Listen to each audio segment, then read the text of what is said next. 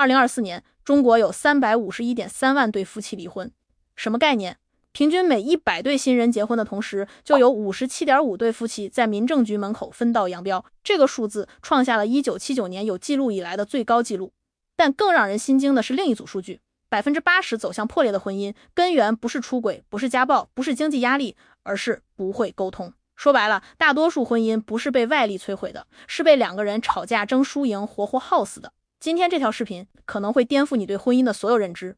因為我要告訴你一個殘酷的真相，婚姻本質上是一場無限博弈，你贏的每一局都是用感情在買單。最關鍵的是，有些沒離婚且婚姻經營得很好的人，都在不知覺用一套反直覺的策略在經營關係。這個策略是什麼？後面我會詳細拆解。但在此之前，你得先明白一件事，什麼是有限博弈？籃球賽、圍棋、象棋、考試，這些有規則、有裁判，贏就是贏，輸就是輸，這就是有限博弈。他們都有終點。但婚姻是無限博弈，婚姻沒有裁判，沒有終點，沒有標準答案。他的目標不是贏過對方，而是一起走得越來越遠。這就是為什麼那些總想贏的人最後都輸了。博弈論裡有個經典案例，叫囚徒困境。2個嫌疑人被抓，如果都死扛不交代，各判3年；如果一個交代，一個沉默，交代的直接釋放，沉默的判10年。理論上最優解是2個人合作都沉默，各判3年，皆大歡喜。結果你猜怎麼着？2個人都選死累判，因為在有限博弈裡，背叛確實是最優解。萬一對方交代了，你不交代就虧大了。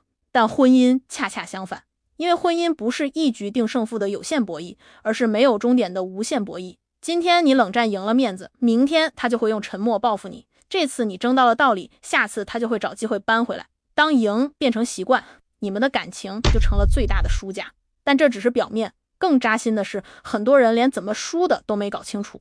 你有沒有發現，那些拼命爭對錯的人，最後往往連架都懶得吵了。我認識一對夫妻，剛結婚時感情很好，後來不知道怎麼的，吵着吵着就變了味。導火索很簡單，一條洗完澡沒晾的毛巾。妻子覺得是態度問題，你們眼裡沒有這個家。丈夫覺得是小題大做，至於嗎？我下次記得不就行了。妻子說，你每次都這麼說。丈夫說，你每次都為這點事上綱上線。吵着吵着，話題從毛巾变成了你記得上次我媽來你什麼臉色嗎？又變成你上個月買那個包多少錢？最後翻出了一本舊賬，兩敗俱傷，幾天不說話。你贏了這場架，贏了這條毛巾，贏了你的面子和道理，但你有沒有算過你輸了什麼？輸了今晚回家的一頓熱飯，輸了一個擁抱，輸了一次讓他在你耳邊說對不起的機會。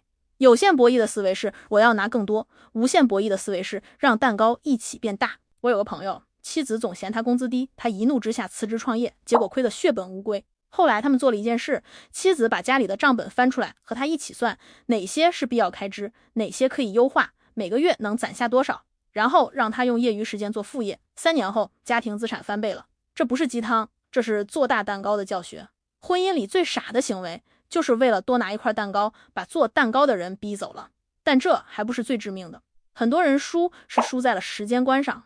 我問過很多吵架的夫妻，你們在吵什麼？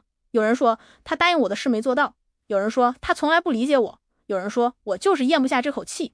但你問他們3年後這件事還重要嗎？90%的人會愣住，然後說好像也不是很重要。可他們當時就是過不去。這就是有限博弈最可怕的地方，它讓你只看到眼前的輸贏，卻忘了未來還有那麼長的路要一起走。今天你贏了口舌之爭，明天他用沉默報復你，這次你爭到了面子，下次他用冷戰回敬你。你為自己出了一口氣，卻把2個人的心越推越遠。等到哪天你突然發現你贏了所有吵架，卻輸掉了他整個人，你已經不會笑了。30到34歲是離婚最集中的年齡段，為什麼？因為這個階段孩子年幼，經濟壓力大，矛盾集中爆發，很多人就在這個節骨眼上為了贏當下而輸未來。但真正聰明的人從不爭一時輸贏，他們算的是一輩子的賬。說到算賬，這裡有個大多數人不知道的秘密，很多婚姻破裂不是因為不夠愛，而是因為算了錯誤的賬。你有沒有聽過一句話，床頭吵架床尾和？這句話害了多少人？因為它讓人以為吵架是可以靠和好來彌補的，但真相是每吵一次架，感情賬戶裡的餘額就會減少。你以為和好了，其實只是賬面平衡了，但本金已經受損。感情的賬本從來不是加減法，而是複利公式。這就是為什麼有些夫妻吵了一輩子還能在一起，而有些夫妻吵了2次就心涼了。區別在哪裡？區別在於有些人吵架是為了贏，有些人吵架是為了解決問題。前者越吵越虧，後者越吵越賺。但問題來了，道理都懂，可一到吵架就控制不住怎麼辦？別急，這就是我後面要講的4個策略，每一個都能直接拿去用。接下來的內容可能會改變你的婚姻觀，特別是一個叫1:3法則的東西，它可能是婚姻裡最重要的一個策略，但你可能從來沒有聽說過。第一招，學會先合作後報復。婚姻裡還要報復，不是讓你真的報復，而是用博弈論的邏輯做一個聰明的人。博弈論裡有個經典研究，學者們模擬了重複囚徒困境，測試了各種策略，最終發現最成功的策略叫 tit for tat， 先合作後報復。規則很簡單，對方對你好，你加倍回報；對方傷害你，你適度反擊，但給他改正的機會。這就是著名的1:3法則。當對方釋放善意，用3倍回應；當對方攻擊，用1倍反擊。為什麼不是3倍報復？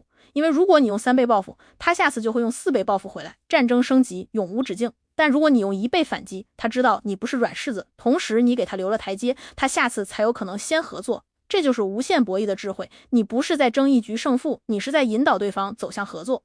我表姐夫有個習慣，每次和表姐吵架，他都會先問自己一句話：我們先停火10分鐘，想想這件事3年後還重要嗎？就這一句話，幫他過濾掉了90%的無意義爭吵。但真正讓他贏的是去年表姐生病住院的半個月，他衣不解帶照顧了半個月。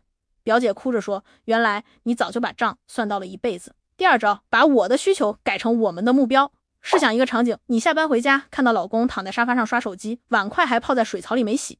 你不能這樣說，你為什麼不做家務？不知道我也很累嗎？你應該說，今天我特別累，你能幫忙把碗洗了嗎？咱們待會兒一起看個電影。區別在哪裡？前者是攻擊防守的对抗模式，後者是求助合作的同盟模式。你不是在指責他，你是在邀請他一起經營這個家。同樣的道理，把你總忽略我換成我今天有點失落，你能抱抱我嗎？把你為什麼總把我的好心當驢肝肺換成我費了好大勁準備的驚喜，你好像不太喜歡，我們聊聊。語言的轉變本質上是思維的轉變，從對立變成同盟，從指責變成共建。第三招，建立情感銀行賬戶。你有沒有發現，有些人吵架永遠贏不了，不是因為他們嘴笨，而是因為他們的感情賬戶早就空了。感情賬戶的規則很簡單，一次真誠的道歉等於存100元，一句辛苦了，今天我來等於存100，一次主動的擁抱等於存50，一句謝謝你等於存50。那怎麼取錢呢？一次冷嘲熱諷等於取200，一次翻舊賬等於取300，一次冷暴力等於取500。當賬戶餘額為負時，感情就會破產。很多人不理解，我只是說了一句話，至於嗎？至於。因為感情的賬本和金錢的賬本不一樣，金錢的賬本是线性的，感情是复利的，一次傷人的話，可能需要10次溫柔的舉動才能彌補。所以很多聰明的夫妻從不只取錢不存錢。第四招，設置止損線而不是勝負點，這一招是所有策略裡最重要的。我問過很多離婚的人，你們是從什麼時候開始徹底放棄這段婚姻的？幾乎沒有人說那一刻，他們說的是從他不接我電話的那天開始，從他摔碎我手機的那一刻開始，從那次吵架他說出那句話開始。婚姻不是死於一次大地震，而是死於無數次的餘震。所以你需要給婚姻設置止損線，3個吵架禁忌畫成紅線，絕對不能碰。第一條，不說不尊重的話，你可以表達憤怒，但不能說你怎麼這麼沒用，當初瞎了眼才嫁給你。這些話像釘子，拔掉釘子，洞還在。第二條，不翻舊賬，今天的架今天解決，翻舊賬只會讓戰爭升級，讓矛盾累積。第三條，不過夜冷戰，睡覺前必須和解，哪怕只是一句我們先睡，明天再說。冷戰過夜是在給感情上凍。止損線的作用是防止小裂痕變成大決堤。最後想跟所有在婚姻裡計較輸贏的人說，婚姻不是數學題，沒有絕對的對錯，婚姻是雙人舞，你退一步，我讓半步，才能跳出最和諧的節奏。當你不再執着於贏，而是專注於一起贏，你會發現那些曾經讓你抓狂的小事都變成了日子裡的甜。你在婚姻中經歷過哪些非贏即輸的陷阱？歡迎在評論區分享你的故事，或許我們都能在別人的經歷裡找到自己的答案。